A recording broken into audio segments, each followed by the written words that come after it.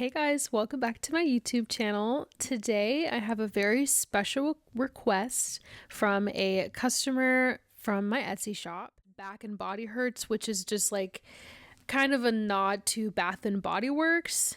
And they have a very specific change of word request. So they want it to say hand and body hurts because it's a long story, but that's what they are requesting. And so that's what I'm going to try my best to recreate for them. And then at the end, I'm going to show you how to upload the file onto Etsy if you are interested in making some passive income. We're starting off in Canva. I always start off in Canva because I like to use this document piece to be exactly the same size as the embroidery hoop that I need. So for example, this customer wants a 4x4 design. So the hand and body hurts, the font and everything just needs to be perfectly sized to the document in the background. I decided I wanted to show you guys how to create a border inside of Hatch. So I'm going to actually skip the step in Canva and just show you guys what I would do. From here, we're just going to click on share and download, and Hatch really only recognizes PNG files. So just make sure it's a PNG file. Once you're inside of the software, you're going to click on new blank design, or you can click on Control N apparently. So the first step here is going to be to find your PNG file and bring it inside of the software. Once you have it inside of the software, you're going to click on Auto Digitize underneath the toolbox menu here, and you're going to click on Click to Fill. From there, you're going to click on the image that you just brought inside of the software, and then you're going to see that this little pop-up menu is going to appear on the screen. It just wants you to choose the colors that you want to include in your design. So my rule of thumb here is to make sure you have as few number of colors as possible, because the more colors you have, the more pixelated the design will be, and the more pixelated it is, the more rough the edges look, and it just does not look very clean. So I'm just going to keep it at 3 colors because I feel like that makes the most sense in this case scenario. And I'm actually going to go ahead and just jump right in and show you how to make a border. So I always use the click to fill without holes button, and then I would just click on the square. And as you can see, it completely ignored the fill that's on top of the fill that we just clicked on. That's basically what it does. If I clicked on the other one, it would actually keep the fill sections a bit more visible. So yeah, in cases like this, when I literally just want to make a border, I don't use the first one. I always use the second one. And then from there, I click on select, and then I click on outline. And if you leave it like this, it's just going to be a single run, which is essentially just a quick pass over of thread with your machine. It doesn't really look the same, and it doesn't look as nicely done, I would say, in comparison to the satin stitch. So we can go into the preview and you can see what that would look like. It's just a traditional border, I would say, like that you would probably see on a patch. So you could also do 3D satin and then use foam with your machine, and it would kind of do the 3D satin fill like you see on hats sometimes. That's also an option I figured I would mention, but I'm just going to use the regular satin, and I think I'm going to make it like 0.075 inches because I don't think it's necessary for it to be that thick. I think this is enough. So, and then now I'm going to use the select button up here and click on the picture. So that way I'm not holding on to the border anymore. Instead, I'm just holding on to the design that we created inside of Canva. From there, I'm going to click on the Auto Digitize Embroidery button, and this menu is going to pop up here, and it's basically just going to ask you again, which colors do you want to have in the image, but only this time, if you don't want a certain color to be digitized, you could decide to omit it. So for example, omit is already put in place for the white background because they're probably thinking you do not want this to be filled in with anything. That's correct. So I'm going to keep it on omit.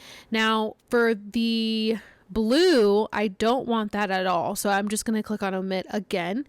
Now, but for the black thread, I would like this. So I'm going to keep it on details. If you're feeling fancy, you can put it on fill. I'm just going to keep it on details though.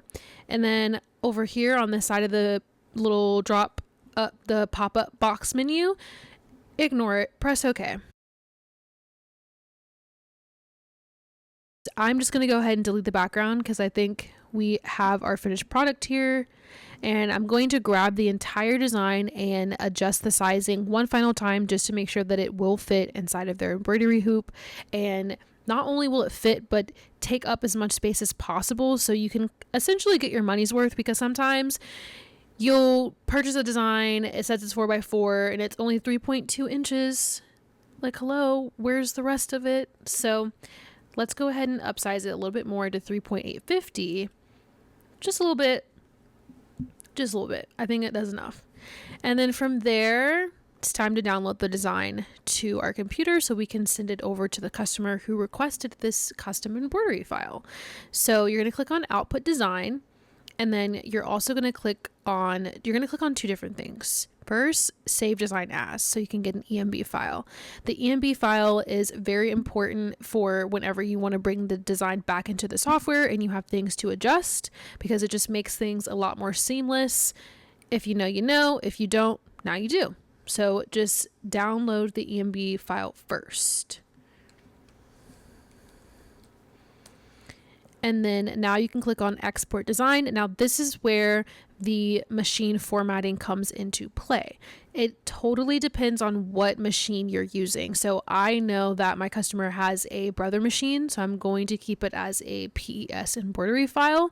And then I'm also going to put on the dimensions as well, 4x4. You can keep the spaces, you can delete the spaces. It is total personal preference, I would say. And then from there, you're just going to click on save.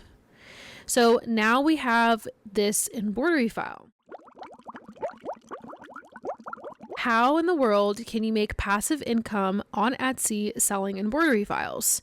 So back in 2020, I made this discovery of the market of embroidery files, because there are a lot of people who have the embroidery machine and do not have the time to sit down and make the files, so they would rather just pay you to take the time to do that.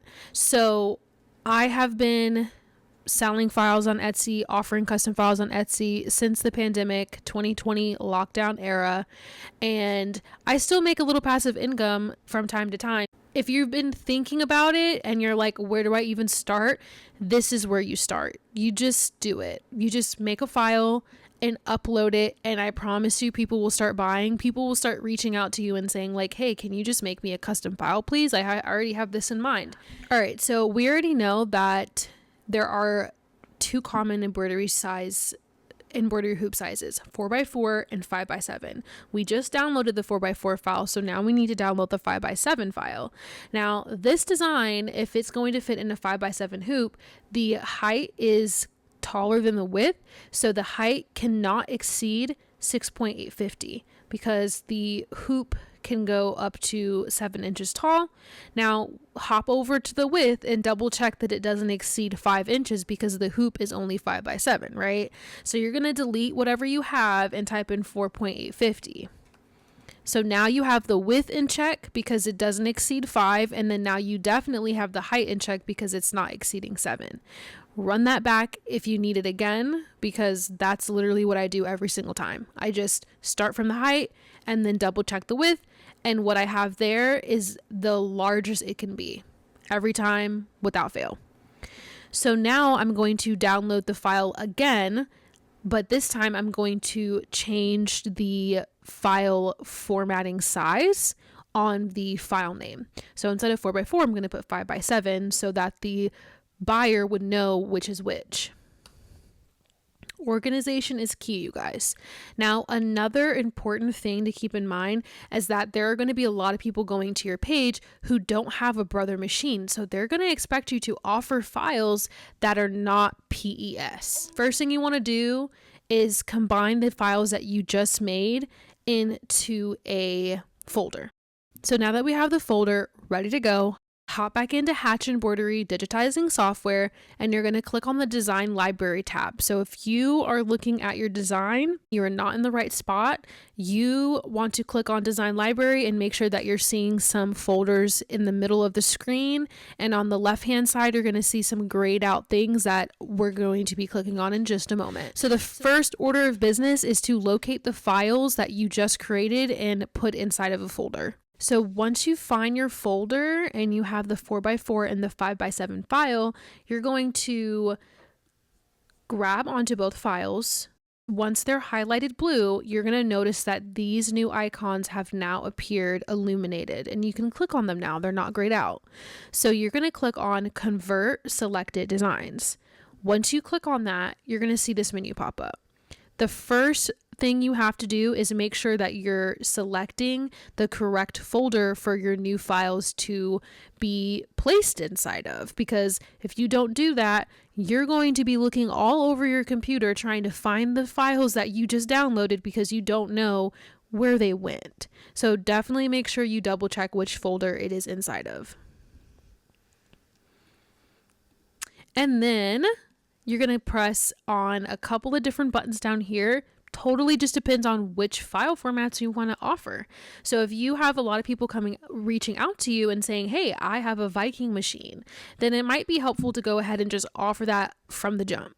So my common requests are JEF, VP3, DST, and PES. Those 4 file types are the most common. And on this menu, you're only going to be clicking on JEF, VP3, and DST, not PES. Why? Because we already have them in the background right here. So there's no need to click on it for a second time. From here, you're just going to click on Convert. And if you clicked on the correct file in that drop-down menu, you will see all of the files appear here all at once like it just did in the video. If it doesn't do that, go start looking for it because it's somewhere in a different folder, okay? Before we can go to Etsy, it is very important that you compress your folder. So as you can see, it says there's 8 items. The 8 items are, as you can see here, all the different formatting options and 2 different sizing options. You're going to click on compress. And this new zip file that has now appeared is the file that is going to be on your listing that buyers are going to purchase.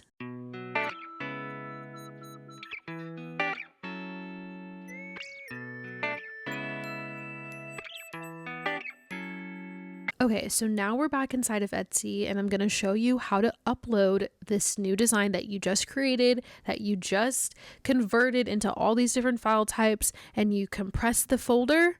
This is the next step. You're going to make your way over to Etsy and it's time to put it up for sale for some passive income. So you're going to change your title to match what you're selling. Okay. So we have Hand and Body Hurts Embroidery Design file 4x4 and 5x7 PES, and then I'm going to go ahead and also type out the other formatting options that we just converted the file into: PES, DST, JEF, and VP3. And then comma, trendy design, because sometimes when people are searching for these embroidery files, they often type in trendy. So I always keep that in my title. And then now we have a picture, right? This is how my picture looks for the original design. I'm going to hop on over to Canva and show you how I create my Etsy thumbnail images. Okay, so the main thing you want to keep in mind is that the thumbnail images require 2000 by 2000 px. Okay, so now that we're inside of Canva, now I'm going to show you how to kind of essentially recreate what I have. So I always have a banner, because I feel like the banner is what really gets their attention. It's what they see first. It's what gets their attention. And it's also going to answer some questions that they would more than likely come out and reach out with. Those questions would be, what size is this file? This file is a 4x4 and a 5x7. Or what embroidery format is this file? This file offers, this listing comes with a PES, a DST, a JEF, and a VP3. What else do I have on here? I put a star for aesthetic purposes, but you don't have to put a star. Just answer some questions right in the thumbnail, and then in the background, you just want to put the picture. So inside of the software, all you have to do is click on the preview menu, zoom in a couple of times so it's super duper high quality, and then you're just going to screenshot your laptop. Hop back on over to Canva. Just go ahead and crop out all of the unnecessary pieces and enlarge that design a little bit bigger so they can see what they're about to purchase, and put it right in the middle of the design so it's just front and center. And I also like to put a watermark in the background because I feel like it gives a little bit more of a professional look, and it also deters people from screenshotting the listing image and purchasing the design and then turning around and reselling it on their Etsy shop. So sometimes creating that watermark can really go a long way. So to do that, I just use the text features and click add a subheading, and then I just copy and paste my shop name.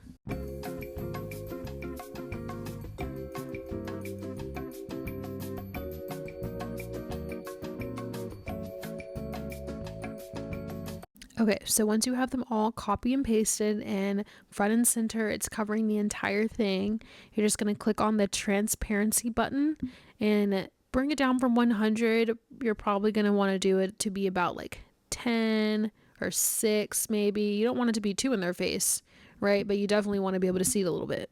So that's what we're working with, and then from there you're just going to download it to your computer. You can save it as a PNG file. That usually works for me. And then we can delete the original image that's on here and then simply upload the new image. Make sure you put it in front.